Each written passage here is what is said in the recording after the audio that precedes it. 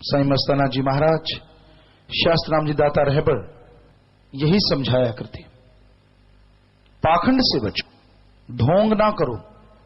मालिक को पाने के लिए ढोंग, दिखावा करना, अपने आप को मालिक से बहुत दूर करना है। एक एम रखो, एक लक्ष्य रखो कि हमने अपने सतगुरु मौला अल्लाह वाहिगुरु राम को, मतलब ये कि उसके बराबर कोई दूसरा ना हो। पतिव्रता, आजकल तो बातें रह गई हैं, युग इतना बदल गया है। पतिव्रता कह लो, पत्नी व्रता कह लो, मतलब एक ही है। दोनों तरफ एक जैसा ही होना चाहिए, क्योंकि समाज पुरुष प्रधान है तो इसलिए यहां पतिव्रता ज्यादा चलता है। लेकिन हमारे वेद शास्त्र धर्मों में तो यही लिखा है, पतिव्रता पत्नी व्रता।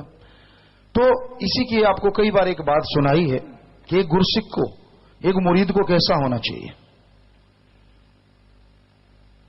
एक राजा पेड़ पौधों से बड़ी मोहब्बत करता था, बाग बगीचा लगाना, उसकी संभाल करना, कुदरत से बड़ा प्यार था, नेचर से। तो एक उसका बड़ का पेड़ था, आम के पेड़ थे, बहुत प्यार करता था, उनके पास जाके बैठता था, बातें करता था। तो एक वो सूख गया, आधा सूख गया आधा हरा।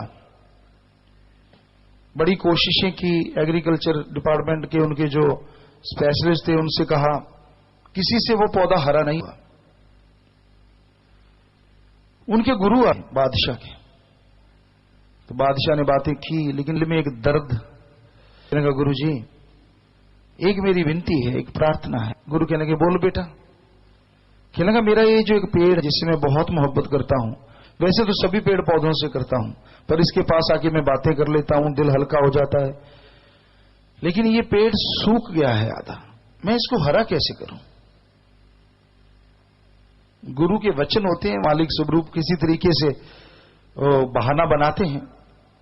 तो उन्होंने कहा, शिक्षा भी देनी होती है कि भाई कोई ऐसी औरत हो जो पतिव्रता हो, छोटा सा उसका बेटा हो, उसका अगर दूध पानी में मिला के छींटा दिया जाए तो ये पेड़ हरा हो सकता है,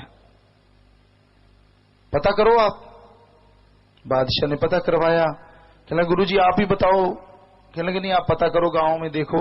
तो गांव में देखा तो औरत मिल गई, आई, वैसे किया। वो आई, उसने खुद दूध लिया, पानी में डाला और उसके छींटा दिया, क्योंकि उसी औरत ने डालना था, छींटा देना था।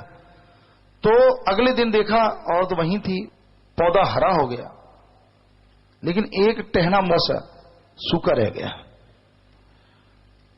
बादशाह ने देखा ये पेड़ सारा हरा होगा, कमाल हो गई, लेकिन एक टहना बड़ा सा जो है वो सूखा क्यों है। कहने, गुरुजी ये क्या है। गुरुजी मुस्कुराए, कहते बेटा उसी को बुलाओ। औरत आ गई, कहने लगे, बोल बेटा ये दब्बा कैसे है। वो समझ गई, तो आंखों में आंसू आ गए। कहने, गुरुजी एक दिन धुंध थी, शाम का मौसम था, थोड़ा थोड़ा अंधेरा था, तो मैं अपने बच्चे को लिए खड़ी थी जो बड़े वाला है। तो मेरा ऐसे लगा दूर से कि इनके पापा आ रहे हैं, मेरे पति आ रहे हैं। तो मैंने अपने बेटे को कहा, बेटा देख तेरे पापा आ रहे हैं काम धंधा करके। कहती, मैं उसको यही समझती रही काफी देर तक। जब नजदीक आया तो उससे डील डॉल का वो कोई और आदमी था। मैं पसीने से नहा गई। ओह, मैंने इसकी इतनी देर में इसके लिए क्या क्या सोच लिया। ओह, मेरे से बहुत बड़ा गुनाह हुआ।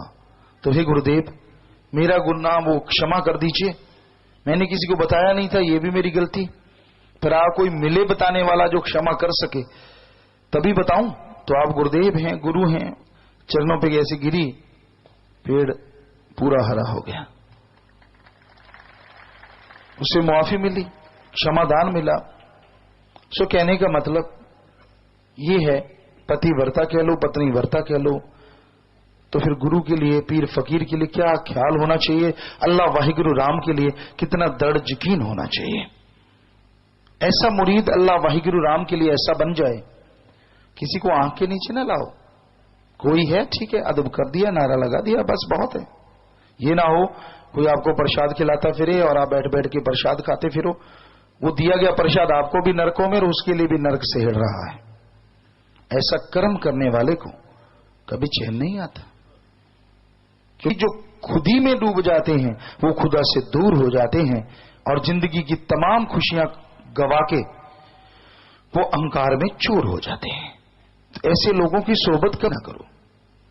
ये ना कि आप ये सोचो कि ये तो मालिक का प्यारा है। मालिक का प्यारा वो होता है जो मालिक के लिए तन मन धन कुर्बान करता है और अपनी पहचान बनाता नहीं। ये नहीं होता कि वो अहंकार करे, मैं ये हूं, मैं वो हूं, मैं फला हूं। वो दीनता, नम्रता, ये तो बेपरवाह साईं जी के असूल हैं। झुक गया सो पा गया, तन गया सो गवा गया। सो किसी से प्रसाद ना लेते फिरो।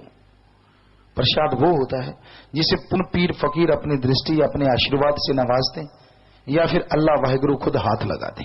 दो ही तरह प्रसाद हो सकता है। और कोई भी आदमी कुछ भी कर ले, प्रसाद नहीं, वो अपने कर्मों का बोझ तो चाहे आपको खिला जाए और आपका खुद उठा जाए, यानी आप भी दुखी और वो भी दुखी। सो ऐसे चक्रों में कभी किसी को नहीं पड़ना चाहिए, चाहे कोई भी क्यों ना हो। साईं मस्ताना जी महाराज कहते कि सोने का मस्ताना बन के आ जाए तो भी आंख ना उठाना बरी, क्योंकि आपका गरीब मस्ताना जो आपको दे देगा सोना तो क्या, हीरे मोतियों का मस्ताना भी आपको वो नहीं दे पाएगा। सो ऐसे किसी के पाखंड में मत आइए, दृढ़ यकीन रखिए। दृढ़ यकीन ही मालिक से आपको मिलाएगा, खुशियां दिलाएगा।